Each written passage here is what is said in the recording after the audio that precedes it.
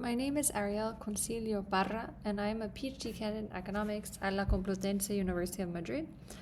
and a proud graduate of the MA program in economics at John Jay College of Criminal Justice at the City University of New York,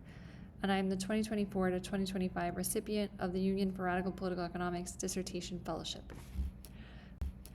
My dissertation, which is titled Essays on the Political Economy of Disability, was motivated, on the one hand, by my experience as a disabled person with the nursing home industrial complex in the US,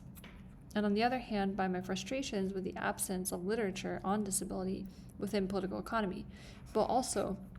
within other schools of heterodox thought more broadly. My research investigates disability as a political economic phenomenon under advanced capitalist formation since World War II. I investigate how disability has affected class structures within the history of capitalism, examining the relationship between social reproduction, institutionalization, and unemployment of people with disabilities in North America. I begin by asking how existing economic traditions have explained disabled people's low rates of labor force participation and explore their limits. I then bring in social theory from disability studies to develop a theoretical model that posits disability not merely as a biological or social phenomenon, but also a political economic one that historically emerged with the advent of industrial capitalism. This model is then used to investigate disabled people's role in the labor market under certain regimes of accumulation and interrogate feminist economic theories of reproduction, rather social reproduction, in relation to the long-term care industry. So my dissertation consists of 3 main chapters, which resulted in 3 publications in the international journals, Science and Society, and Forum for Social Economics. The first main chapter of my dissertation, Disability and the Relative Surplus Population, Towards a Critique of Political Economy, investigates the role of the disabled within capitalist class society through a class analytical critique. It examines where the disabled reside within the layers of the relative surplus population and active labor army, and what functions they serve in cycles of accumulation and crisis. The second main chapter, Social Reproduction Theory, the Care Economy, on the Specter of Disability, a critique, was published in Forum for Social Economics and contributes to the literature on social reproduction and care work. It argues that social reproduction of the non-working, non-productive disabled reproduces neither labor power nor life, but instead limits the reproduction of disabled life through the intentional limitation of their means of consumption. This paper on disability and the care economy broke ground by being the very first paper in all feminist economics to take up disability as a central object of analysis.